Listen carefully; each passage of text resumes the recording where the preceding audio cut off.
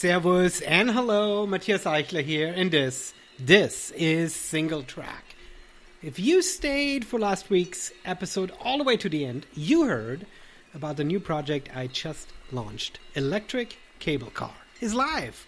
I've had so much fun finding industry news from around the world and sharing links and bite-sized information and opinions from the world of trail and mountain running. I want to thank you all for checking out the new site and appreciate all the feedback and support. electriccablecar.com is the website.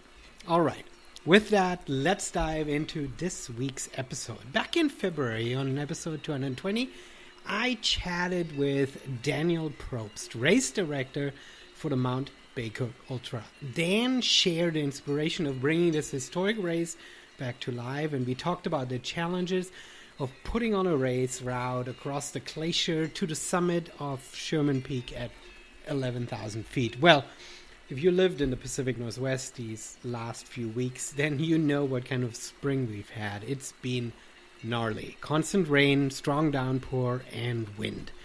There are pockets of nice sunshine, blue sky, and it is getting warmer, but of course, you already know what happened last weekend for race day. It was miserable.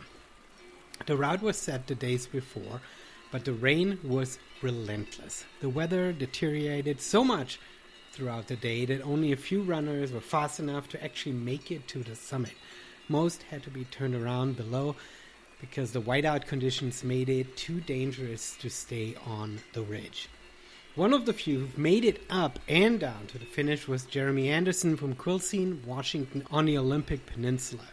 He had run the race back in 2019 already in bluebird conditions, and he is no stranger to serious mountain projects. I've been following his adventures for years as he's been putting up new running routes that are way off the beaten path, yet aren't full-on mountaineering expeditions. So now I finally get a chance to pin him down and ask him about his motivation, his preparation, and of course, his incredible race at the 2022 Mount Baker Ultra.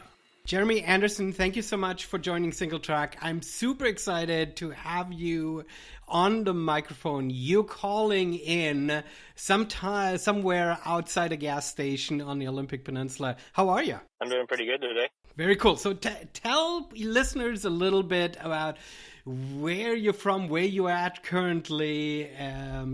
So I grew up on the Olympic Peninsula in Chimacum, Port Ludlow area. And now I'm still living out here, but I'm on the North Kitsap Peninsula in a small town called Eglon. I've lived here for 20 years and I have not even heard of that name. That is amazing. What do you do out there if you live in such a small town? I commute about 40 minutes to Chimacum. Okay. And I work as a produce clerk at a small organic grocery store. That is amazing. So I don't know if you remember this, but I remember it very clearly when I ran Beast of Big Creek, 2017 or so. You ran it too. And I remember looking at you as you were warming up, and I was like, oh my gosh, you're going to be so fast. And I remember clawing myself up the mountain, and you came like flying down these tricky, rocky steps. That's the kind of stuff you do. You run crazy mountain trails. I kind of started pretty early. I was running cross country in college, and I think my freshman year, I got back and worked some farm jobs, but I really wanted to get into the mountains, and I started doing mountain running up Mount Townsend, and I even had a failed attempt on Inner Constance, and I think that was all the way back in 2009. What gets you out there? What's the motivation? You're not a colorful Instagram personality. You're not in it to try to get, or I'm assuming you're not in it to try to get a Solomon sponsorship. What makes you get out into the mountains? I just love it out there. It's so peaceful and quiet, and running has been multiple things for me, and it almost spiritual at the maximum amount, and you kind of feel like that runner's high, and it's kind of like a feeling of enlightenment when you really get out there, and the feelings in your body and the atmosphere, it feels like the environment around you is like in tune with yourself. I mean, there is sort of a flow that you sort of enter, right? When you find this Yeah. movement and you're out there and you don't have to listen to anybody and you're just sort of connecting with the environment around you. This is an amazing sort of feeling, but that's not something that, like, how do you discover that? Because this is all beyond the races and putting a bib on, right? I mean, when the best moments are when you're just by yourself. Yeah, definitely. That flow state, it's kind of something you chase, and like running doesn't make it easy for you, because there's definitely like a lot of hard runs where you're just having a hard time and working your ass off. But every once in a while you hit that flow state and it just feels like everything's clicking and you're firing on all cylinders. Like, we'll make sure we'll link your Strava profile, because I think it's important to give people an idea of the kind of runs that you do, because they are not necessarily insanely long, but they're at this very interesting intersection between trail running and especially on the Olympic Peninsula, bushwhacking, but mountaineering. You sort of carve your own path in many ways, right? Yeah, just been since I've been doing it for so many years, I feel like I've gotten more creative as time has gone on, and I'll make up these bushwhacking routes and mountaineering routes that people may have not done in the past, especially like light and fast running style. Is the I don't know. Do you have your routes on FKT? Is it just for yourself, or do you try to encourage people to follow you? I just get ideas in my head, and I'll do like one run at the beginning of the summer, and that will like inform like, oh, I could do this route. And it's just like my brain is always like coming up with these new route ideas as I explore more terrain and area. Is it? Do you then spend a lot of time poring over maps and kind of looking at what's possible, or do you feel like you've spent so much time out there that you know it's going to be possible and you're just going to go out there? Part of it's staring at maps. I joke like I have late nights where I'm just having a staring competition with maps, but also getting out there really informs it too, on top of maps and, Google Earth and hard paper maps too. And Yeah, and there comes this point with experience. If you just in the same way with experience out on the trail, you feel comfortable navigating a certain terrain. If you look at maps and then go out, you learn after a while. You really learn what the different topo lines means and what the different profiles mean, right? And once you can start interpreting that, you can be more confident in laying a route and saying, okay, this is not just I hope this will be possible, but that's going to be possible based on your skill and experience, right? yeah. And yeah, on one route I did recently, I was like looking down a valley, and I was like, it doesn't look like it cliffs out there, because the topo lines are spread out pretty far apart. And that's like an avenue to descend off the ridge line that I was on. It is tricky. What I find is tricky on the Olympic Peninsula is that we have such a narrow band of terrain that is like below tree line. Travel gets so hard because of all the underbrush, and it's hard to navigate because you don't you can't really see through the trees. And then you are above tree line, but then very quickly the rock gets really crappy in many locations. And so there is this there's this small sliver where traveling is really fun. I'm thinking like above Gladys Divide when you go up towards Mount Gladys, right? There is sort of this small stretch where there is no real trail. There's some currents, but you can just sort of run because you're above tree line, but it's not steep in any way. But then, or above Lake of the Angels or so, right? But then very quickly you come to some of these rocks where you need to climb, and the rock is just so bad. How do you navigate this? Do you just climb it all because you're comfortable with it, or do you sort of find a way around it? How do you approach this? I generally try and find the routes that are more in the class 3, class 4 realm.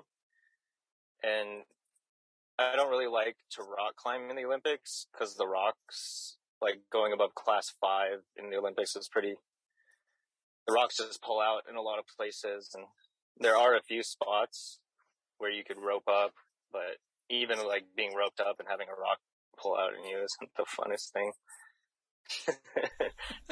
That is very true.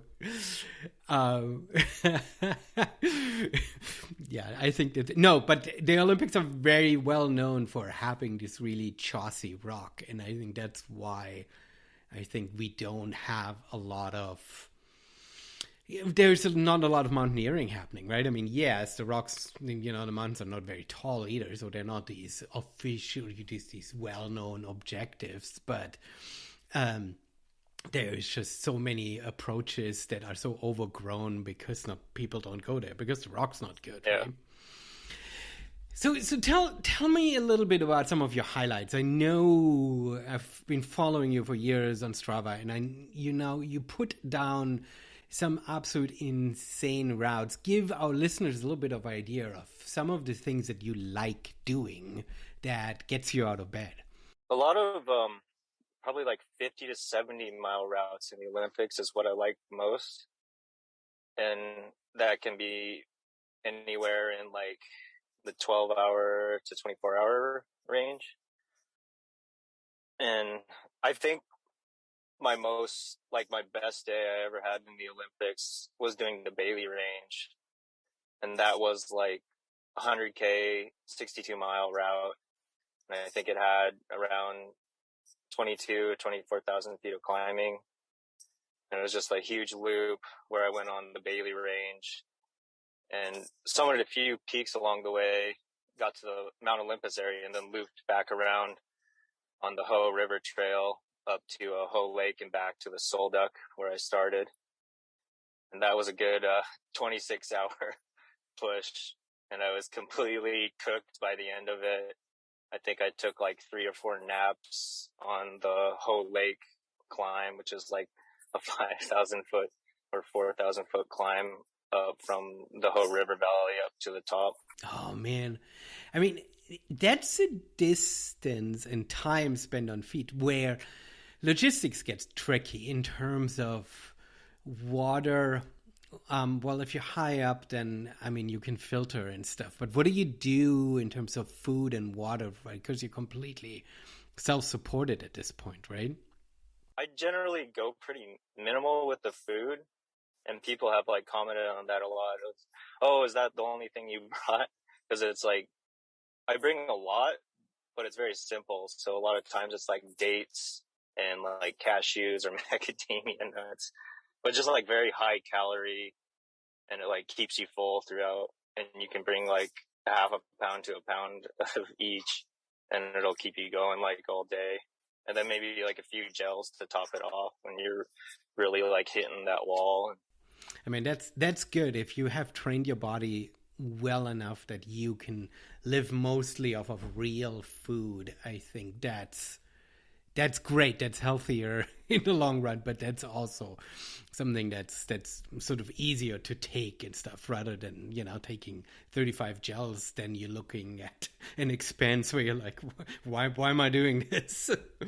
Yeah, and the gels, it just feels like you burn through them so quick. and they're good for more high intensity running. But when you're doing mountaineering stuff where the miles, minutes per mile turn into like 20 to like 45 minutes, the high calorie dense foods really help you get through those. Yeah, and I think you're also moving slow enough, right? And I think your body can sort of respond to this stuff. I think sort of the gels are sort of optimized for marathon running where you can, where you sort of it just has to slide down your throat. You can't really chew anything, right? We talked a little bit about the Olympics, but the reason why you are here on Singletrack is that you just ran an absolute insane race that I've spoke with the race director a few weeks ago, the Mount Baker Ultra, and it's sort of a fascinating event because it's sort of off the chart, and therefore the ultra running world doesn't really talk about it, right? It's so much of it is mountaineering, and so much of it is weather dependent, and it's mileage wise, it's not 100 miler, so people don't really take it serious. But the history is insane, and the race is incredible. And this is not the first time you've ran it. What attracts you to a race like Mount Baker Ultra? I think it's just my combination of ultra running and mountaineering, and just going up and running on snow is absolutely amazing and fun, and just really switches it up from normal trail running. And it really is. I mean, the photos they show such a different way. This is not just a snowfield. You're actually running over a glacier, and you have to be roped in because you're on a glacier. So let's talk about this year. This because to top it all off, not just do you climb almost to the summit of Mount Baker, you also, because we've had absolute the most insane spring here in the Pacific Northwest, you had an absolute insane weather for the race. So you got to tell me about the race. So yeah, it starts at midnight in a town of Concrete, and I think it's about a marathon to the top of Sherman Peak. And when we arrived in Concrete, it was drizzling a little bit, and it wasn't too bad. But then as the midnight race start approached, it started raining a little bit more. And so we started around 12 and got going, and it was just pretty much raining the whole time. Like, there was a few rain breaks, but Oh man, I saw the photos from the days after when they took the ropes off the mountain with the absolute most glorious sunshine, and I'm like, oh man. yeah, I think Saturday and Monday the weather would have been perfect for it, but there was like so much rain that a lot of places were flooding from where I'm from. The parking lots filled like with a foot of water. And we've had these crazy rainstorms, right? Where it's not just like sometimes, especially in the fall, we get these like endless days where it's wet and drizzling, but not actually a lot of downpour. But this on the weekend was just absolutely nuts. So you have to run a marathon out of the small town of Concrete. And so the start off is then fairly reasonable, but you know that you're going to hit snow and elevation, and you need to be prepared for it from a closing point of view. Did you have a drop bag with a complete change of gears? Because you can't get onto the glacier completely soaked already, right? Yeah, I think I changed my shirt about 5 times or more. There's the second aid station that's far below the mountain, and I changed the shirt there because I was already soaked, and that was about 10 miles in. And then I got to aid station 3, which is where you transition into your mountaineering gear, and I threw on another different shirt then. Did it snow up on the glacier, or did it just rain the entire time? It rained until I think approximately about 5,000 or 6,000 feet, which was right below aid station either 5 or 4. Mm-hmm. I think it was below 4. And you could see where the freezing level was, because that's where the rain started turning into snow. And that was another spot where I changed out of my completely soaked shirt and threw on a puffy, because I knew that you wouldn't get soaked in the snow, because it's more frozen and not It's just just wet. not, no, exactly. It's not wet enough. So what made because due to the weather, and I can't wait to talk to Daniel about it, the race director, because the decision to actually even hold the race was already pretty on knife's edge in some respects, right? Because the inclement weather made him sort of turn people back from the summit push as the race approached. So you were one of the few who actually made it through, and you were fast enough so you were able to continue all the way to the summit. Yeah, and really managing my clothes really helped in that, because if I had anything wet going above aid station 5, I would have just been freezing and probably turned around. Mm-hmm, mm-hmm. So do you know how many people actually were allowed to summit? I'm not sure on how many summited. I know 13 summited and made it back to the finish. Mm-hmm. Okay. And yeah, I know. Good friend of mine, Kelvin, summited, but then I think on the way down post hold and twisted his ankle or something, and he had to pull out, and he is still very salty about it from what I'm hearing, because he's like, I was fast enough to be able to get through and actually go to the summit, but on the way down, I wasn't actually able to make it to the finish, which is obviously a bummer. Yeah. So did you use microspikes or crampons, or how serious of a gear did you need on the glacier? The snow was pretty soft, so I didn't really need crampons, but I did have spikes on my shoes. Mm-hmm. And it was so soft you were sinking in. And yeah, I saw Calvin up there, and I think he tweaked his knee, and that was because we were post-holing, like, depended on where you stepped, but probably shin to like hip level deep. And so that was another factor in the race, on top of like the rain and the wind and the snow. And the snow was just the most awful conditions I'd probably been in traveling on snow. Because usually by around this time, it's more consolidated and easier to walk on top. But this wasn't the case. Yeah, it's such an interesting, weird freak climate change. I don't know, freak spring we've had, right? Because our snow level here in the Pacific Northwest actually increased compared to normal based on April. So like in May, we've actually had so much down precipitation that our snow levels actually increased, which is probably why you experience such crazy snow conditions, right? Yeah. So you make it to Sherman Peak, which is one of the sub-peaks of Mount Baker at 11,000 feet, and complete whiteout. You're just following the rope until somebody tells you turn around.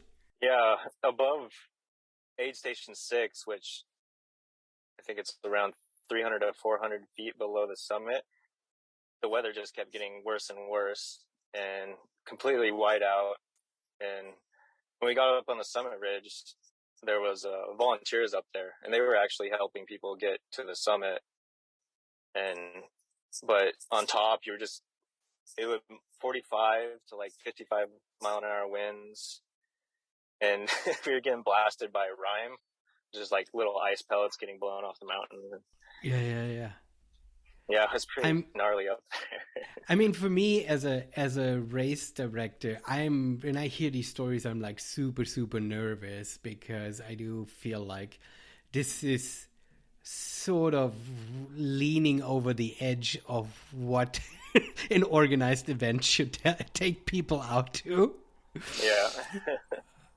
But well, everything went well, so I guess things went fine. But on the other side, you are fully roped in. You have a rope along the course that you are clipped in and harnessed, and he's not allowing anybody to run this race, right? So there is a certain amount of expectations of like, okay, if you run Mount Big Ultra, you need to have some mountaineering experience. Yeah, the gear requirements and the experience definitely help a lot in teasing out who's best equipped to run this race. Yeah.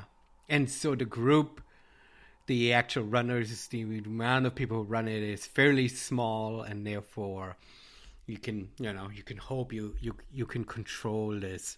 It is weird, right? Because in a situation like that, you got this absolutely incredible experience. But if you would have just had a free Saturday and you would have decided, hey, perhaps I should go on the mountain, would you have put yourself in a situation like that? I've been in situations like that and felt prepared because I had all the gear, but it's definitely not for the sake of like views and and having the funnest time out there. It's definitely not the best time to go out. Yeah. Well, I mean, that's good to hear. That means that you are definitely somebody who should run a race like that. You were officially equipped and you know how to handle this, right? Because I think everybody has been up to Camp Mirror on a beautiful sunny day in August, right? And then it feels like you're just doing a walk in the park. But when the weather changes and you have these experiences of what to do to problem solve, keep yourself warm, and keep yourself safe in an environment where it's almost whiteout conditions, I think that prepares you for serious mountain experiences as opposed to just a little walk in the park, right? And the rope, I don't know if he would have ran it if the rope wasn't there, because you can just follow the rope through whiteout conditions and feel safe that you're not gonna fall because you're connected. Yeah, I had asked him if it would have been, because, I mean, was it last year he had to cancel it? I mean, there were a couple of years. I mean, I know one year was COVID, but I think one year the weather was really bad that he had to pull it out too. And I'd asked him if would be one of those things where he could potentially get a permit over like 2 or 3 days and get the rope up the mountain and saying, based on the weather, we're either running Friday, Saturday, or Sunday. Perhaps in an environment like that, this would be sort of an approach to would allow more of a success rate for runners. Yeah, I've wondered about that, but I don't know if logistics or permitting allows that. Yeah, I think he mentioned volunteers obviously is hard, right? Because, I mean, these people stayed overnight on the glacier in order to welcome runners, and you can't really expect people to spend that many days on the mountain. Of course, you could have said, well, if you would have already known with weather forecast, but still trying to get people's entire weekend cleared, hey, you might want to do Friday, Saturday, Sunday, is probably hard, right? And the other thing that he was saying is that if there is too much snowfall, well, if you've laid the rope too early, then nobody can find it anymore, right? Then it becomes a tricky game of like, where even are we on this mountain? Yeah. And then plane flights too, because there's a few people that fly in. Is this for you from your racing experience one of the highlights? Is this one of the... Yeah, it's definitely one of my favorites. I don't do that many races over and over again, and like even when I was suffering in the last few miles, I was like, I want to do this again. So you didn't even wait until the finish line and a couple of beer and a pizza for the runner's high to set in. You were deciding while you were still in pain on the way down. Yeah, the ultra runner amnesia didn't even kick in yet. Exactly. Well, it probably helped that because that you came off a snowfield on a mountain, because I've had these experiences that you've been in a winter mountain snow environment and it feels like you're on a different planet, and you come back out and the weather is actually decent And you're like, wow, I've just experienced something completely otherworldly, right? I was making references to, I don't know if you know Star Wars that much, but the hop system in The Empire Strikes Back. Yes. It was like when we were going up, I see somebody in front of me, and it looks like we're just, yeah, hiking whiteout conditions and on another planet. Oh man, that is amazing. Well, I'm glad you have safely made it back, and um, I'm glad that you were able to successfully do this. And I think it's important here to speak on behalf of the race director and all the runners, right? I mean, this is a super unique race, and for people who are interested in mountaineering, they should definitely look at this as something to put on their calendar. The volunteers and everyone, they put such a huge effort into. If you follow Mount Baker Ultra on social media, you see how they take snowmobiles to put miles and miles of rope up on this glacier, and they create an exceptional route for runners to enjoy. And as if you want a unique race and you feel like you're up for the chance, it's definitely something to check out. You'll be back. I'm definitely going to be back. I want to definitely volunteer at some point too, because that would be amazing to volunteer for such an amazing race. It does because it gives you a couple unique places, right? You're not just sitting in an aid station somewhere in the woods, right? You can be on the glacier. But I might give it another year, and then I'll think about volunteering. Do you feel like you still have a goal to achieve in terms of time, or do you just love the experience as it is? What drives you to get back and do this race again? I think I just love the experience, and yeah, it would be awesome to hit it on a really good year and go for time. But that, like, this year was not the year to do it. So, like, Yeah. back in 2019, conditions were perfect, and it felt like a completely different race. I think it took me 13 hours that year, and this year it took me 17. And most of that time was on the mountain because the snow conditions and the weather conditions were so much slower. Yeah. It's a race with in that kind of environment is hard to compare from year to year, right? Yeah, and the snow was just, there was probably a mile or two more of snow too, snow travel, because the snow was so low down the Forest Service roads.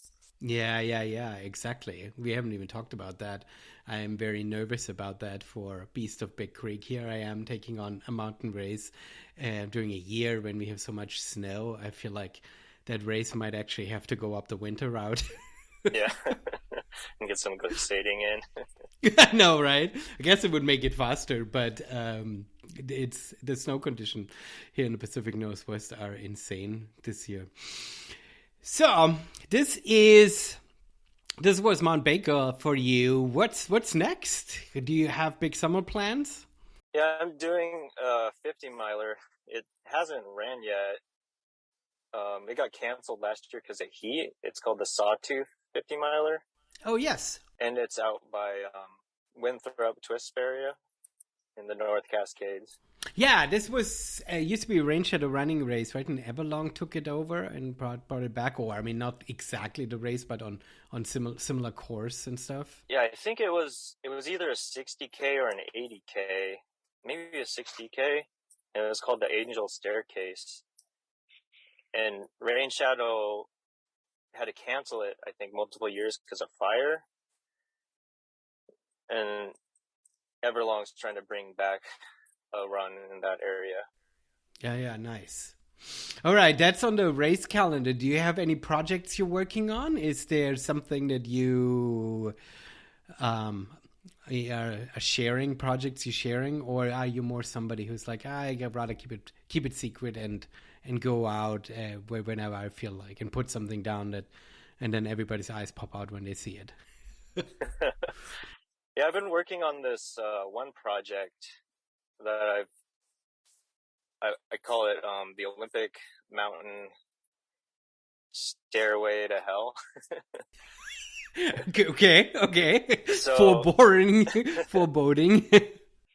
so the Northeast Olympics have just like a very dense area of 7,000-foot peaks. And I'm trying to go through that area and find the steepest climbs where you're not climbing too technical of stuff and can move pretty quick for that type of mountain terrain, but just trying to pile an obscene amount of climbing within like a 50, I think it's probably 60 to 70 miles. Mm-hmm. And it might have 26 to 29,000 feet of climbing. Oh my gosh. All right. I mean, this is a good corner. Yeah, a good name too. I need to talk to and ask you about my Cushman 6. I feel like you're one who could easily, without any hand holding, replicate it. What do you think about it? Yeah, I'm interested in doing it because that area is pretty awesome, and I haven't, other than Mount Eleanor, I haven't done much down there. Ooh, you haven't done anything now. Now that's exciting to hear. I think I've gone up to Wagon Wheel, and I've done Mount Eleanor, but I haven't been to Mount Rose or Mount Washington. Okay. Well, if you haven't done this, then it's definitely a route that you should check out. It's been interesting putting it down and then sort of stepping away from it a little bit. And I'm at this point now where I feel like it would be worth revisiting in some way or another. But yeah, if you haven't done Washington, I'm thinking about this route because you sort of mentioned how you're trying to look for this movement that allows you to not have to worry too much about super steep climbing. And that's, I think, what Cushman 6 is in many ways all about, right? There is a lot of runnable trail, and there is some stupid bushwhacking because it's, the Olympics that you inevitably have to deal with that slows you down. But overall, the climbing is all very doable. I was just invited by a friend of mine to a similar project, and I just read about it, and it just feels like it's too much climbing for me to be enjoyable. I would feel like I perhaps could do it, but I think I would be tense the entire time. I couldn't really enjoy it, but I mean, you gotta do, at the very least, you gotta do the Mount Washington Eleanor Traverse. That one is, I find, super, super fun. And stunning and unique, and I mean, right now is all the snow. People enjoy doing it because it's, the ski feels a lot easier to traverse. But apparently, it's an easier route in the wintertime. But even in the summer when all the snow is melted out, it's a really, really fun route. Is the bushwhacking pretty dense in between those peaks? It's not dense, no. It's basically there. I think there's actually not that much. Basically, from when you get from Mount Rose back to Bear Camp, and there is about a mile of really light trail that eventually disappears, and then you sort of have to dig yourself out of that gully, Bear Creek, Bear Gulch or something. You have to kind of dig yourself up towards Copper, and that's, if you navigate well, it's not bad.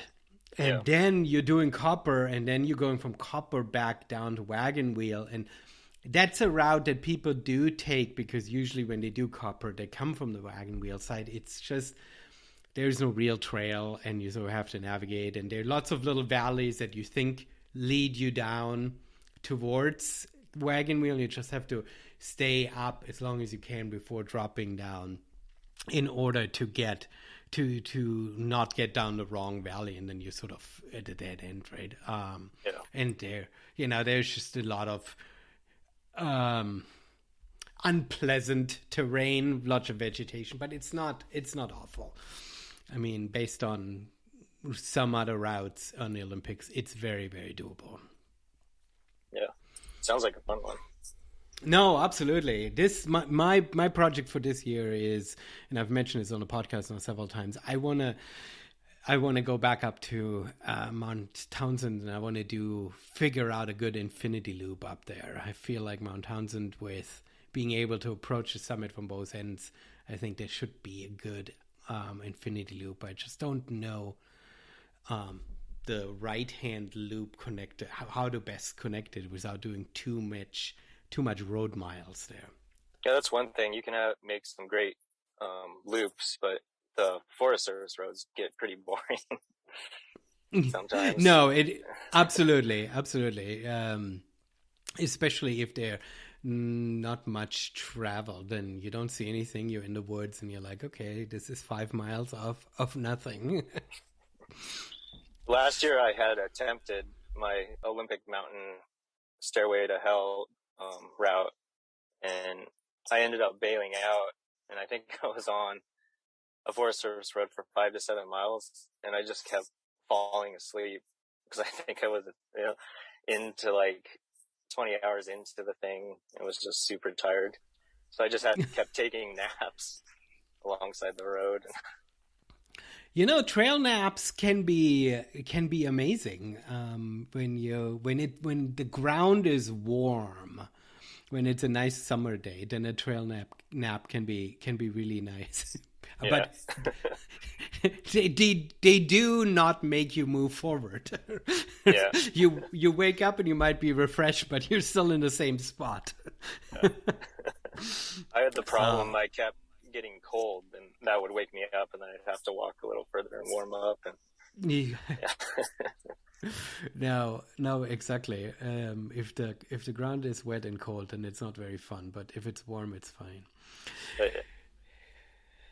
Yeah, I'll always take a bushwhack over a Forest Service road, even if it's a pretty bad bushwhack.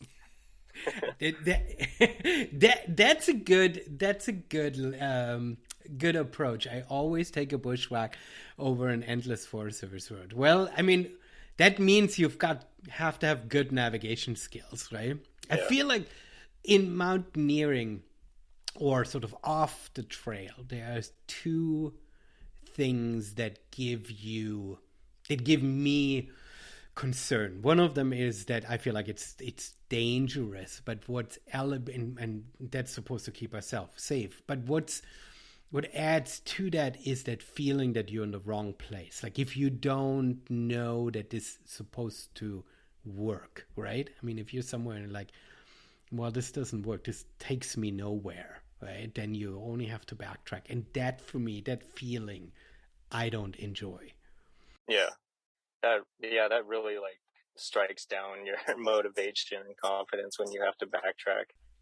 Yeah, no, exactly. So when you're out there and you're like, okay, I'm just going to bushwhack this.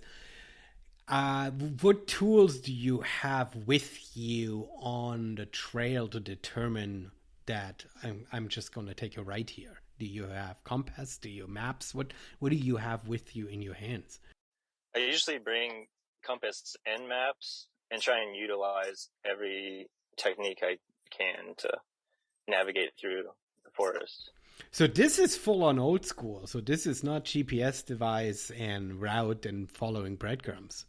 Well, I'll have a Gaia and Caltopo too. I'll like really scour and look over the maps that beforehand, and I'll know in a general sense what directions I'm going. The biggest problems I've had is getting cliffed out. Yes. And that's been some of the most frustrating, when you have to like climb up 500 feet again and find a different route down because you can't get past a band of cliffs. Yeah. No, getting cliffed out, especially if you're already on the downhill, and especially if the downhill was through the woods. So you went downhill, but you weren't able to move very fast because of all the underbrush and the trees you had to climb over, and then you have to reverse it. Yeah. That's like that's the recipe for disaster. And the times I have problems navigating, a lot of times I just need to eat some food and get some sugar to my brain. Mm. Because Yeah. you'll just get like super frustrated, like which way, and mentally navigating through underbrush is very mentally fatiguing. And so I'll Oh, try yes. to save like the easiest part of like once I get back on trail for the end of a run, Mm-hmm. so that I'm not just completely mentally drained and still trying to figure out a bushwhack. Yeah, no, I think that's, people are saying that in an ultra and in a race that so much of your performance relies on the mental game to motivate yourself, but I think if you're on these adventure runs, that is even more the case, because you are actually, you need your brain even so much more, right? The level of problem solvings and determining your route, where you go and how to travel. Yeah, you can't just follow some flags on the ground. Yeah. Well, cool. I love hearing these stories, just because they are something so different. I've said it before, I say it all the time, that our sport sometimes anchors our stories and our achievements, if you will, only around the races that we run. And yes, the reason why I got you on the phone was because we wanted to talk about Mount Baker, but I enjoy hearing these stories of adventures, of going out in the mountains and sort of finding this flow state and just being in this meditative state of movement that is away from the bib and the aid station, and we're relying just on ourselves to be out there, right? Yeah. Well, cool. Jeremy Anderson, thank you so much for being here. Before you go, do you want to tell listeners where they can get in contact with you? Do you want to be in contacted? Social media, Strava. I will link this all up. Do you have a Instagram account, don't you? Yeah, I could give my Instagram account and Strava. Perfect. Yeah. So we'll link that up so people can see. I often look at your Strava projects and share them with my friends and said, look what Jeremy did again. This was nuts. I didn't think it was possible to connect these places. So very, very cool. Jeremy, thank you for coming on Singletrack. You're welcome.